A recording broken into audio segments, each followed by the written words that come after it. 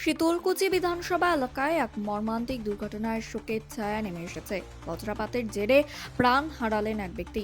ঘটনাটি ঘটেছে শীতলকুচি বিধানসভার অন্তর্গত গুলনাটি অঞ্চলের মিরাপাড়া গ্রামে। স্থানীয় সূত্রে জানা গেছে, আজ সকাল প্রায় 10:30 নাগাদ আচমকা বজ্রপাত হয়। সেই সময় বাইরে কাজের জন্য বেরিয়েছিলেন অনন্ত বর্মন।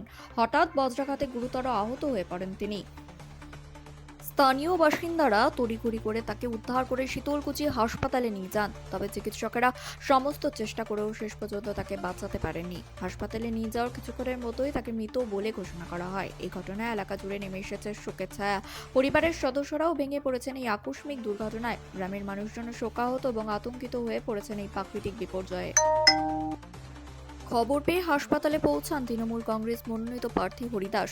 তিনি মৃতের পরিবারের সঙ্গে কথা বলেন এবং তাদের পাশে থাকার আশ্বাস দেন।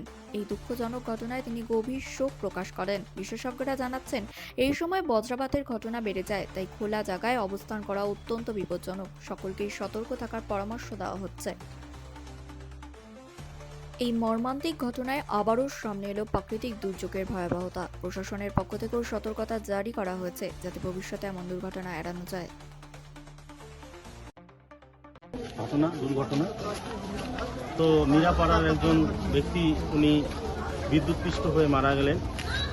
সান্ত্বনা দেওয়ার পরিবারকে ভাষা নেই, কিন্তু আমরা এসেছি ওনাদের পরিবারের পাশে থাকবো এবং আগামী দিনগুলো ওনাদের পরিবারের পাশে থেকে যতটা সহযোগিতা করার সেটা আমরা কখন ঘটে এই ঘটনা?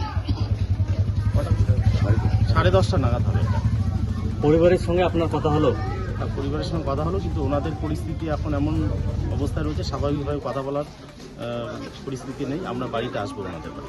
দাদা, এই সকাল সকাল মর্মান্তিক ঘটনা, কি বলবেন? প্রাকৃতিক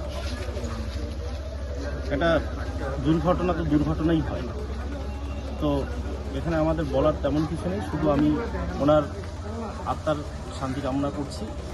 উনি যেখানে থাকুক, ঈশ্বর ভালো রাখুক, আর পরিবারের পাশে আমরা থাকবো সর্বদাই, এটা আমরা জানাচ্ছি। জানা গেল